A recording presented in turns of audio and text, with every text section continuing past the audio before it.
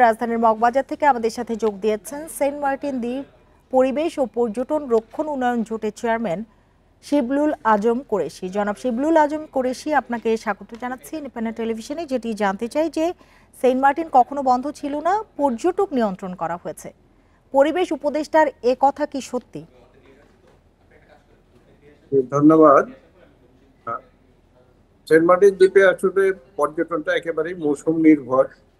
ইতিপূর্বে আমরা 6-7 4-5 মাস 6 মাস মানে টুরিস্ট যেত, কিন্তু গত মৌসুমে মাত্র 2 মাস সেন্ট মার্টিনে পর্যটন গিয়েছে, যার জন্য সেন্ট মার্টিনের অর্থনৈতিক কার্যক্রম একেবারে স্থবির হয়ে গিয়েছে। এর অনেকগুলো কুপ্রভাব পড়েছে, স্থানীয় আইন শৃঙ্খলা পরিস্থিতির উপর এটা কুপ্রভাব ফেলেছে। এবং অত্যন্ত দুঃখের বিষয়, গত এসএসসি পরীক্ষায় 9 জন শিক্ষার্থী টাকার অভাবে তাদের পরীক্ষা এইচএসসি পরীক্ষা দিতে পারেনি। এবং ওখানে চুরি ছিনতাই বেশ বেড়ে গেছে। আইন শৃঙ্খলার কারণে মানুষ এখন জ্বালানির অভাবে গাছ কেটে জ্বালানি ব্যবহার করছেন। আগে গ্যাসে যারা রান্না করতেন তারা এখন গ্যাসে রান্না করতে পারছেন। পাশাপাশি ওখানে সেন্ট মার্টিনে আবহাওয়াগত কারণে এর যে সুযোগটা সেটাও অনেকটা সীমিত হয়ে গিয়েছে।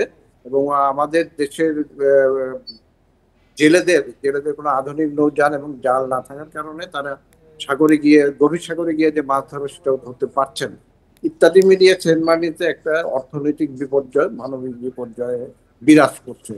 তো আমরা যার জন্য সরকারকে উদাত্ত আহ্বান জানাচ্ছি, 1 নভেম্বর থেকে 31 জানুয়ারি পর্যন্ত 3 মাসের জন্য সেন্ট মার্টিনে ওভারনাইট স্টে সহ পর্যটনটাকে উন্মুক্ত করে দিতে, খুলে দিতে।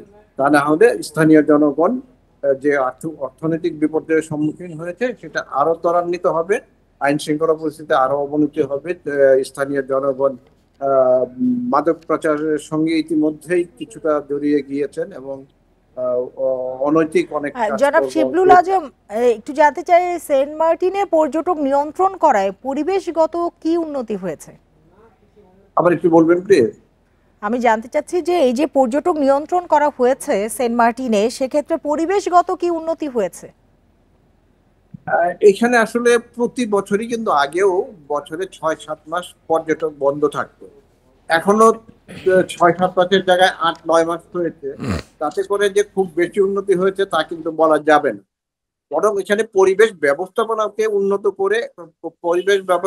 উন্নত করে এই সমস্যাগুলোকে সমাধান করতে হবে, যাতে করে পরিবেশটা নিজে থেকেই, পরিবেশের যে সমস্ত কারণে ক্ষতি হচ্ছে সেই কারণগুলোকে চিহ্নিত করে সেগুলোকে ব্যবস্থাপনার আওতায় আনতে হবে। এখানে পরিবেশ দূষণের জন্য যে কাজগুলো হচ্ছে, জেনারেটর একটা ক্ষতির কারণ, জেনারেটরের পরিবর্তে সোলার ব্যবহারের নিশ্চিত করা, পয়ঃবর্জ্য নিষ্কাশনের ট্রিটমেন্টের ব্যবস্থা করা, অপচনশীল বর্জ্যকে কালেক্ট করে দ্বীপের বাইরে নিয়ে যাওয়া, এই সমস্ত ব্যবস্থা নেওয়ার মাধ্যমে কিন্তু পরিবেশকে সংরক্ষণ করা খুবই সম্ভব। এবং এইটাই সরকারকে পদক্ষেপ নেওয়া উচিত, স্থানীয় লোকের জীবিকাকে সীমিত না করে বরং এই কৌশল হিসাবে ব্যবস্থাপনাকে জোরদার করা। বুঝতে পেরেছি। জনাব শিবলুল আজম কুরেশি, আপনাকে অনেক ধন্যবাদ আমাদের সাথে যোগ দেবার জন্য, সময় দেবার জন্য।